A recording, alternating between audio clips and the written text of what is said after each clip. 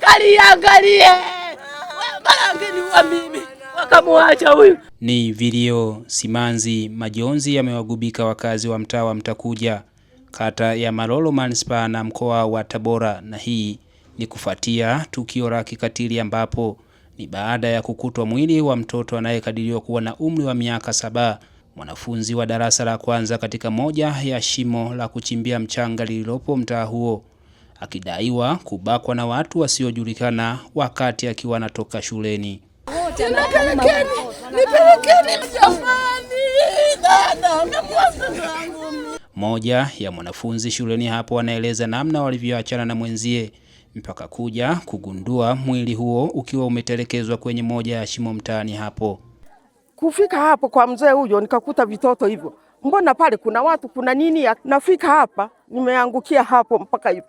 Nakuta bibi yake analia akasema muone mjukuu wako tuliokuwa tunamsema ameshakufa, ndo nikarudi kuwaita majirani. Tulipoenda darasani saa 4 sijamuona. Nikaamua ngoja tu nikae darasani, nikakaa darasani. Kengele ilipogongwa nikakaa, tukaandika somo moja. Nikarudi. Mimi na saa nikawa nimemwacha pale. Nimetoka shule. Nimeenda pale nimekuta viatu na daftari moja.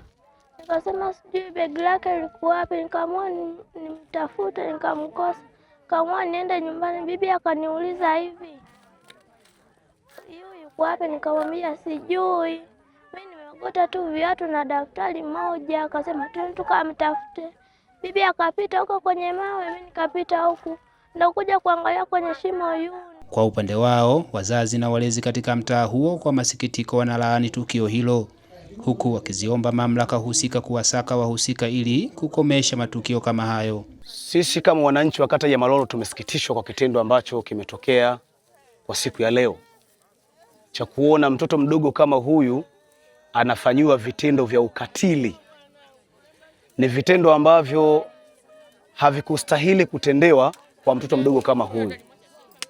Hivyo basi, kama wananchi wa kata ya Malolo, tulikuwa tunaiomba serikali iliangalie jambo hili kwa upana zaidi, lakini pia hata hawa walioshiriki kufanya vitendo vya ukatili dhidi ya mtoto huyu wafuatiliwe na wakamatwe.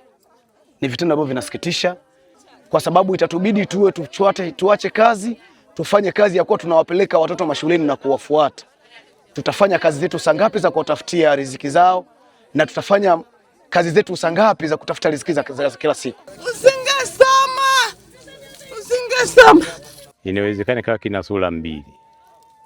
Aidha ni katika namna tu ya kubaka kwa sababu mtu amefikiria kubaka tu. Aidha ni namna ya kubaka kwa sababu ya imani za ushirikina. Mimi nitakuwa na shauri serikali inapowakamata watu kama hawa au kukiwa kuna viashiria vya watu kama hawa, basi ichukue hatua kali za kisheria.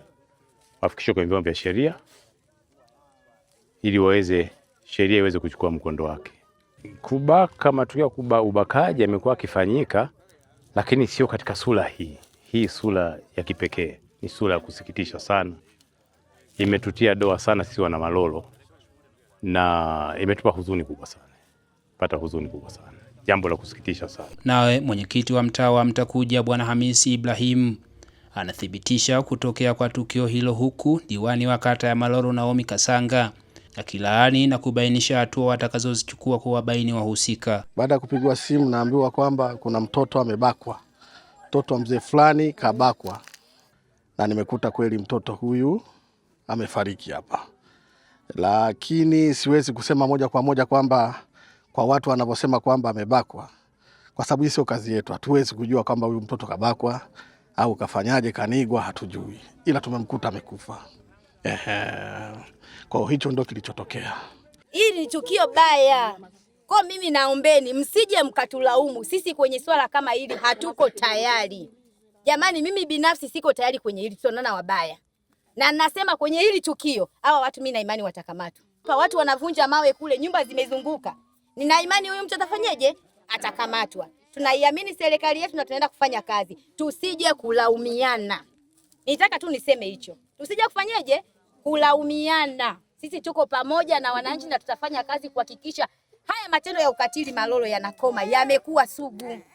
Hata hivyo, jeshi la polisi mkoa wa Tabora limefika eneo la tukio na kuchukua mwili wa marehemu kwa ajili ya taratibu zingine za uchunguzi. Ripoti hii ni kutoka mkoani Tabora. Mimi ni Saidi Kapalila na hii ni Jambo TV.